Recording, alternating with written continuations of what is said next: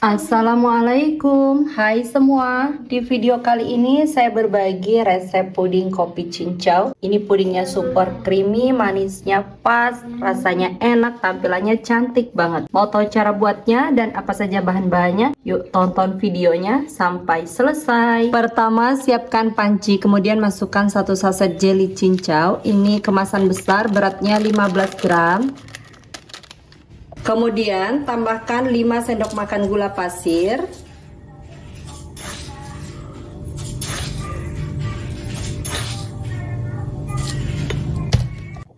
Selanjutnya ini diaduk supaya tidak menggumpal pada saat diberi cairan.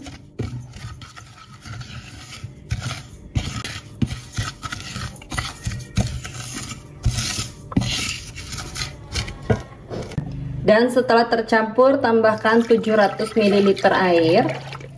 Aduk-aduk, pastikan tidak ada bahan-bahan yang mengendap di dasar panci.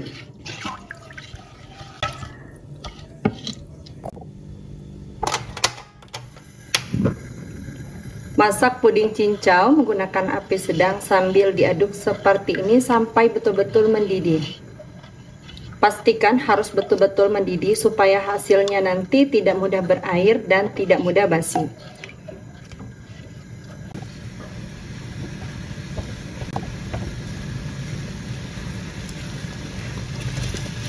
Dan setelah betul-betul mendidih seperti ini, matikan api lalu aduk-aduk sampai uap panasnya sedikit berkurang dan buih-buih yang ada di permukaan ini berkurang.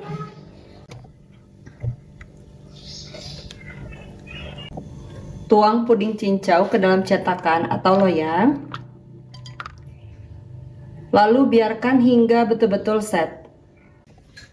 Kalau puding cincaunya sudah setengah set, siapkan kembali panci, masukkan 2 agar-agar plain.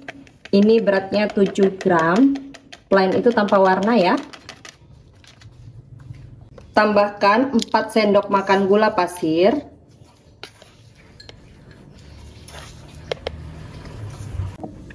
Aduk supaya tidak menggumpal pada saat diberi cairan.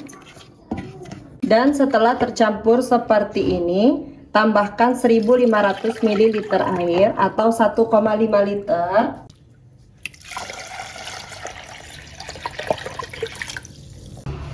Kemudian aduk-aduk, pastikan tidak ada bahan-bahan yang mengendap di dasar panci.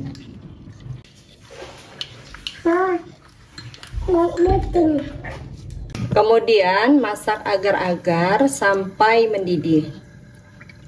Ini sambil sesekali aja yang aduknya, jadi nggak perlu diaduk-aduk terus-menerus.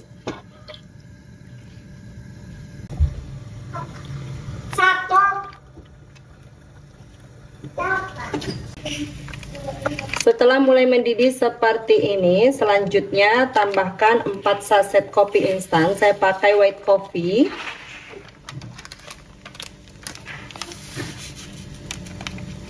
Ini saya pakai yang karamel ya. Tapi ada 1 saset juga yang rasa vanila. Selanjutnya ini diaduk-aduk sebentar. Kemudian masukkan 1 kaleng kental manis. Ini saya pakai yang omela, beratnya 370 gram. Dan semuanya ini saya masukkan.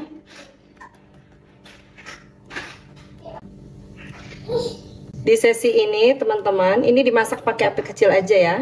Dan di sesi ini teman-teman bisa cicipi rasanya. Kalau misalnya kurang manis, boleh ditambahkan lagi gulanya.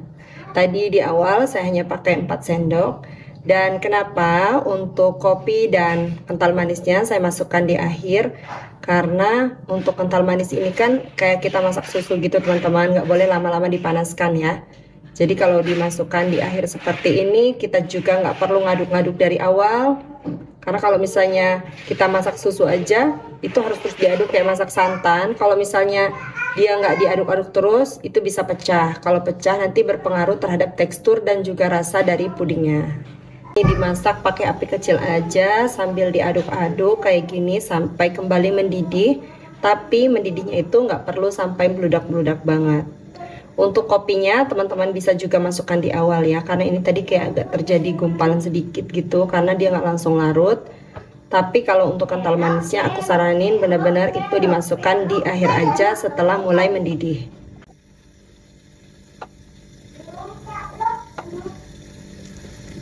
Nah, kalau udah mulai mendidih kayak gini, matikan aja apinya. Dan puding kopi ini akan saya biarkan sampai uap panasnya betul-betul hilang atau hangat suhu ruang. Jadi ini nggak dituang panas-panas, karena kalau dituang panas-panas itu akan membuat puding cincaunya mencair. Dan nanti setelah dingin juga, putih-putih yang ada di permukaan ini, buih seperti ini akan saya buang ya. Jadi kita biarkan terlebih dahulu. Sambil menunggu puding kopinya uap panasnya hilang, kita kembali ke puding cincau. Untuk puding cincaunya ini udah betul-betul set. Selanjutnya puding cincau ini akan saya potong-potong.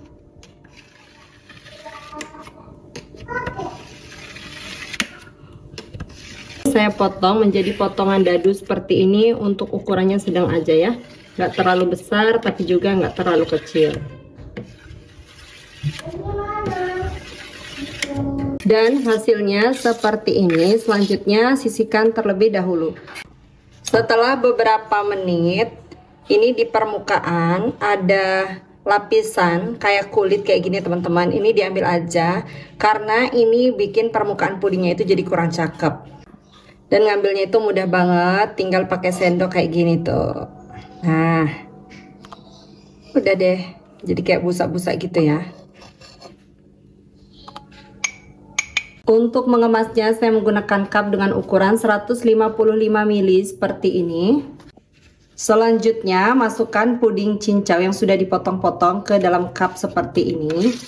Ini saya pakai 1 sendok lebih sedikit. Kalau mau pakai 1 sendok aja juga boleh ya.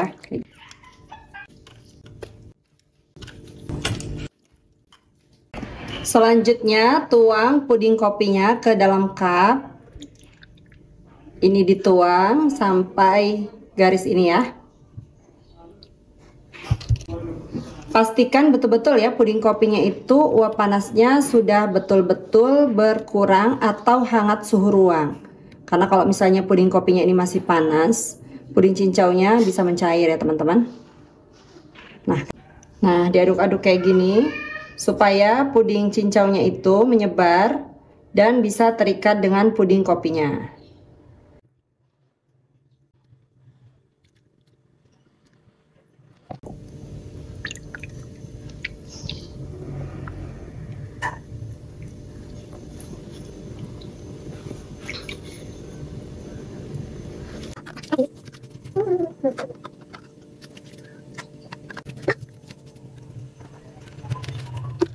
Pudingnya semuanya udah aku masukkan ke dalam cup. Hasilnya 16 cup seperti ini, ukuran besar ya, 155 ml, dan ini diisi penuh banget. Selanjutnya biarkan puding hingga betul-betul set dan dingin di suhu ruang, baru nanti diberi tutup. Kenapa harus dingin di suhu ruang dulu baru dimasukkan ke kulkas? Karena kalau misalnya ini langsung dikasih tutup, pudingnya itu akan menguap gitu teman-teman, berembun, dan itu menyebabkan pudingnya mudah berair. Terus jangan dimasukkan ke kulkas dulu, karena kalau dimasukkan ke kulkas uap panasnya itu akan terjebak di dalam cup. Itu sebagian dari tips membuat puding supaya tidak mudah berair ya. Puding kopinya udah betul-betul dingin dan set di suhu ruang. Jadi ini udah bisa dikasih tutup, dan kalau mau lebih enak pastinya ini dimakan dingin, jadi bisa dimasukkan ke dalam kulkas.